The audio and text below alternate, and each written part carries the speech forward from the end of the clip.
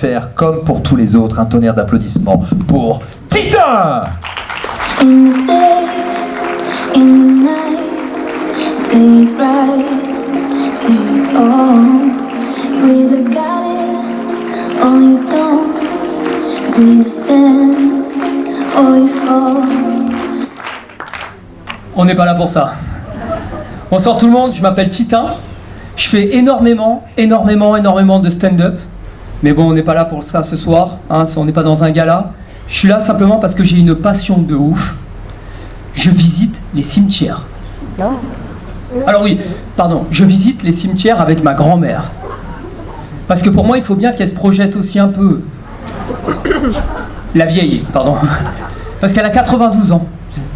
92 ans, je vous jure. Quand je dis ça, je sais que vous vous dites qu'il y a un côté mignon, limite un peu dans l'affect et tout, trop sympa. C'est une niquée dans sa tête, d'accord?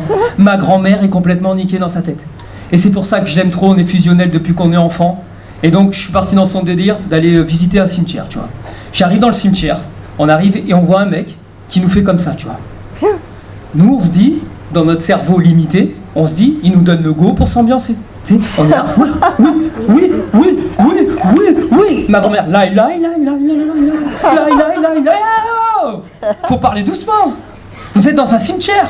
Je regarde ma grand-mère, je lui dis, mamie, faut parler doucement. T'es dans un cimetière. Elle me dit, je comprends pas ce que tu dis. Elle se foutait de sa gueule. Mais d'ailleurs, j'ai une question à vous poser. Vous êtes nombreux ce soir. Pourquoi on parle doucement dans un cimetière? Est-ce que vous avez déjà vu un mort, un jour, un mort, péter un câble et dire wow, wow, c'est pas fini, ce bordel, il y en a qui aimeraient se reposer en paix. Ça n'existe pas, mais tout le monde a pris ça pour argent comptant, du coup moi je fais pareil. Et ma grand-mère, le problème c'est qu'elle a trop de mélange dans le sang, tu sais. Même ses globules ils se valent entre eux. Elle est juive, pieds noirs, arabe, corse. Même quand elle marche, elle parle fort. Tu sais, elle a des sacs Lidl dans les mains, elle marche comme ça. De temps en temps, elle se tape des postes sur les tombes, elle s'assoit. Je dis, mamie, tu peux pas faire ça. Elle me dit, laisse. Un homme, c'est un homme. Même mort. Au moins, il mate mon cul. Je dis, mamie, mais t'es malade ou quoi? Et je la vois, elle avance comme ça. Et puis d'un coup, moi dans ma tête, je suis quand même un peu hypocondriaque. Et tu sais, je peux pas m'empêcher de regarder les dates de naissance, tirer date de décès, de faire la soustraction et de me dire dans ma tête, putain, il me reste que ça à vivre. Qu'est-ce que je fous là, avec la vieille, alors je devrais être en train de me faire sucer à Ibiza, tu vois. Pardon, là je vais un peu trop loin. À Cannes, c'est largement suffisant. Et tu sais, elle avance comme ça, elle marche, et d'un coup elle se retourne, elle me dit, viens. Faut savoir que quand ma grand-mère te dit, viens, barre-toi. Cette femme a laissé quelqu'un que je connais bien sur une balançoire, d'accord, avec une clope allumée à la main, hein, quand il avait 5 ans. Elle est partie dans la voiture sous prétexte qu'elle avait soif. Elle est revenue. Elle lui a dit, non, qu'est-ce que tu fais? C'est pas comme ça qu'on fume. Tu crapotes. Et une femme l'a regardée. Elle dit, regardez, vous voyez les enfants, ils sont bons à rien maintenant, tu vois. Je pense que la femme, elle raconte encore cette histoire aujourd'hui. Donc moi, je suis ma grand-mère dans son délire. Et là, on arrive devant une tombe. Écoutez bien, on arrive devant une tombe. Et là, je la vois, elle se décompose. Elle me dit, tu vois, ça c'est ton arrière-grand-mère. Ça a été une femme formidable. Formidable. Elle a tout fait pour la famille. Elle a eu 6 hommes dans sa vie. Et 17 petits-enfants. Et enfants, ça a été une femme extraordinaire. Et vous venez jamais la voir avec ton frère. Au bout d'1h30, hein, elle me dit, oh, je me suis trompée de tombe. Mais moi, je me suis attachée à cette personne. Donc tous les dimanches, je suis retourné sur la tombe de cette arrière-grand-mère inconnue. Et un jour, il y a une vieille dame qui arrive avec sa jeune fille, sa petite fille. Et donc moi, je vais en autre ambiance que ma grand-mère, tu sais. Vous voyez un peu ces vieux, un peu déshydratés, qui regardent dans l'air quand tu leur parles comme ça, et qui tremblent, et qui font des bruits chelous avec la bouche. Ah, tu vois, ça, excusez-moi, ça, c'est Raymond. Alors la petite fille, elle s'en battait les couilles, elle jouait à la Switch, tu vois. Ça a été une femme extraordinaire. Et puis, elle a toujours été fidèle à son mari.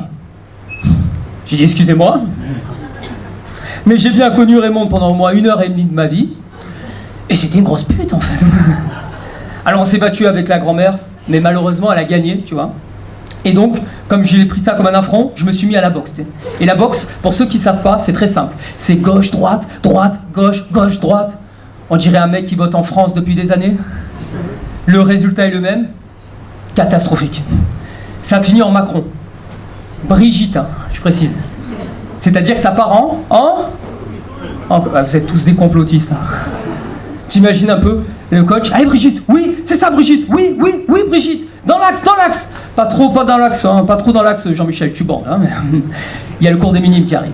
En plus, le problème, c'est que c'est un truc pour donner confiance en soi, la boxe. Et moi, j'ai pris confiance en moi. Le premier cours de boxe, je sors, j'arrive à la croisette. Il n'y a pas un mec un peu balèze, baraque, peut-être 9 piges. Il arrive, il me dit, monsieur, excusez-moi, est-ce que vous auriez l'heure, s'il vous plaît? Je dis, c'est à moi que tu parles. Oh, c'est à moi que tu parles, là. C'est à moi que tu parles, là. Le père est arrivé, il m'a démonté, d'accord? Alors, j'aimerais juste vous dire aussi que avoir ses passions, c'est bien, mais à la base, moi, je fais beaucoup de stand-up, mais j'ai aussi un métier, parce que je suis directeur de banque. Ah, c'est bien. Oui, normalement, pour être directeur, il faut savoir diriger. Et tout le monde voit bien ici que je ne sais absolument pas où je vais. Alors, imagine ton oseille. Finalement, hein, la Grèce, c'est pas si loin que ça, hein, quand tu penses. Directeur de banque, je vous explique. Moi, tu vois, Christophe Colomb, il a découvert l'Amérique. Et moi, tous les matins, je découvre les cassos. D'accord? C'est-à-dire les gens qui sont à découvert. Alors, un mec qui a découvert, il a toujours la même excuse, c'est sa carte joker, il dit toujours « Ne vous inquiétez pas, ça va rentrer ». Un jour, je sors d'un rendez-vous, j'étais à l'accueil, je vois un type qui nous doit de l'oseille. Il commence à se gratter la tête comme ça. Et au plus il se gratte la tête, au plus il te doit de l'oseille. Son crâne, c'était un banco, tu vois. Il était là. « Vous inquiétez pas, hein, monsieur, ça va rentrer, hein. » Et il va pour partir. Je dis « Mais pars pas !» J'ai entendu à l'accueil que votre femme, elle vous a quitté. Il dit oui, mais je vois pas le rapport. Ben, j'ai dit ben moi je le vois. Si elle a autant attendu que nous pour que ça rentre, il faut pas s'étonner qu'elle soit barrée avec le voisin d'à côté, hein, tu vois. Et le mec m'a fait une réclamation client. C'est pas des ouf. En plus d'être banquier, je suis aussi assureur. C'est-à-dire que moi je suis banquier assureur.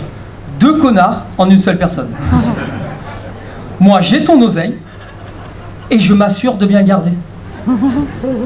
Ouais.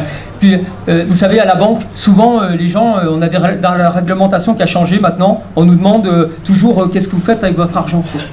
Maintenant, quand tu déposes de l'argent, on te demande d'où ça vient. Quand tu le retires, on te demande d'où ça vient, tu vois. Bientôt, on pourra plus aller pisser sans qu'on nous demande d'où vient notre argent. Mais moi, j'ai jamais compris pourquoi les gens qui disent ça, ils ont pas d'argent. Eux, on va pas leur demander. Eux, on va pas leur demander d'où vient leur argent. Mais quand vient leur argent? Et la réponse, on la connaît.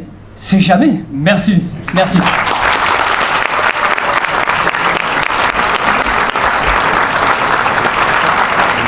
Mon cher Titin, as-tu préparé quelques cartes? Il y a des comptes délivrés, des choses à ouvrir ou non? Petite carte de visite. Ouais, t'as ça? J'ai ça sur moi. Ouais. Ok. On fera, je vous attends à la sortie. Tu nous garantis un peu du 2-3% là ou... Oui, pour les opportunistes de fin de soirée, pas de souci. Qu'est-ce que tu as à dire au jury? Alors moi, je vous conseille de voter pour moi, parce que c'est toujours important d'avoir un retour positif sur sa demande de prêt immobilier. Et puis avec moi aussi, c'est l'assurance, d'assurer ton bien immobilier, tu vois.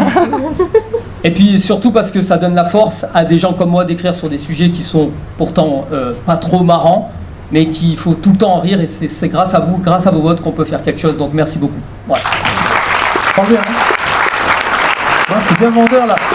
Ça fait penser aux mecs sur Instagram, tu sais, qui arrivent. Vous avez investi à Dubaï, tu sais, ils s'approchent, ils sont sûrs d'eux, tu vois. Non, bravo, bravo. Faut que je te vois après, j'ai un placement. Allez, vas-y.